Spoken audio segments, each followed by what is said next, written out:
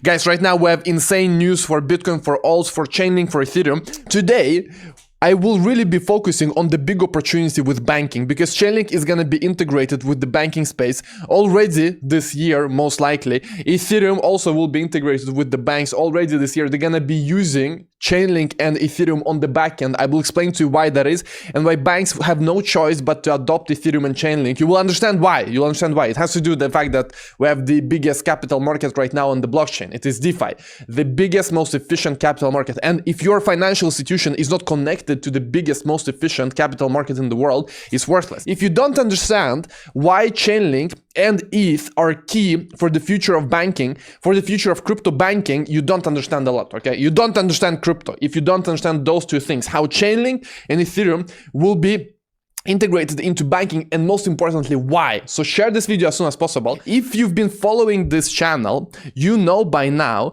that the US regulators are looking into DeFi.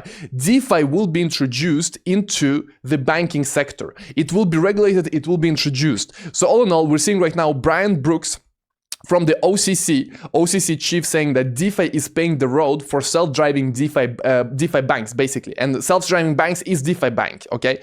And this came out already a few days ago and we covered it. Actually, it was one of you guys in the chat. Another one is, of course, this one from January the 4th, the fact that banks can now handle stablecoins. And to use DeFi, as you know, you need to use stablecoins. You have to use stablecoins. You cannot use US dollars in DeFi. It doesn't work. It's not compatible. But if you want to use DeFi, you have to use stablecoins, and now we do have banks able to do that. So let's discuss really the potential for Ethereum and for Chainlink, and then we can discuss the price targets as well. The first thing we have to understand is why are banks adopting DeFi? And I'm telling you, it's not a choice. They have to do it because it is the largest capital market in the world, because anyone can participate, everyone can trade, everyone can stake, everyone can be part of this speculation market that we have. And all capital market, at the end of the day, it's speculation. It is derivatives. It is the fact that you believe in something, I don't believe in something, I can short it, you can long it, okay? And whoever is correct gets the funds. Without being connected to large capital markets, you cannot be part of future success stories, such as, for example, the tech companies. You cannot invest in future of tech because all tech companies are trading on the biggest capital markets. You cannot be part of all kinds of other growth that we do see in the world. You cannot really participate in that. You are completely stuck. Now, what is happening right now is that most of the growth in capital markets will be in DeFi. Why is it so? Because everyone can participate. And when you have this network effect, this momentum of participation and liquidity, which begets liquidity,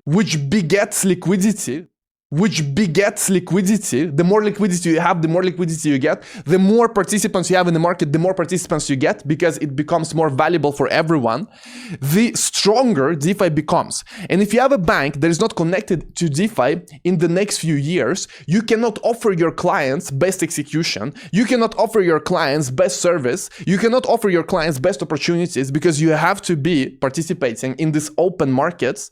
So you quickly see that all banks basically will have to adopt this new technology. It's not a question of whether they want to or not, is the fact that they have to. They have to. It is kind of like not offering internet banking. It's kind of like not offering your clients the latest, most important technological evolution that we've had in the world. And this is very, very key. It will be a huge competitive advantage. What we've seen during the past year is DeFi grow on Ethereum, of course, but especially Chainlink being the connector between the old world and the new world. You know, in Chainlink, you've always had this narrative about Swift. The fact that Chainlink is working with Swift, the fact that Chainlink is integrating Swift, it is not something completely new, but most people don't pay attention to this still. The thing is, when you have a new revolution like DeFi, of course, it will not be compatible fully with the traditional banking from day one. It's not compatible. There is no bridge, there is no communication, and of course, you cannot just replace. No bank, no financial institution will just completely replace everything they have and put DeFi and that's it. No, they will have to integrate the old world with the new world somehow, okay? And Chainlink is the most important project for that right now. That is truly crypto. I mean, it is a cryptocurrency. It's not some kind of, fake, private, permission-based blockchain. It's truly crypto. And this is something that has been going on already for quite some time. But I just want to bring this to your attention yet again, because I think still many people have not understood the importance of it. And they still have not really understood how this affects everything. Basically everything.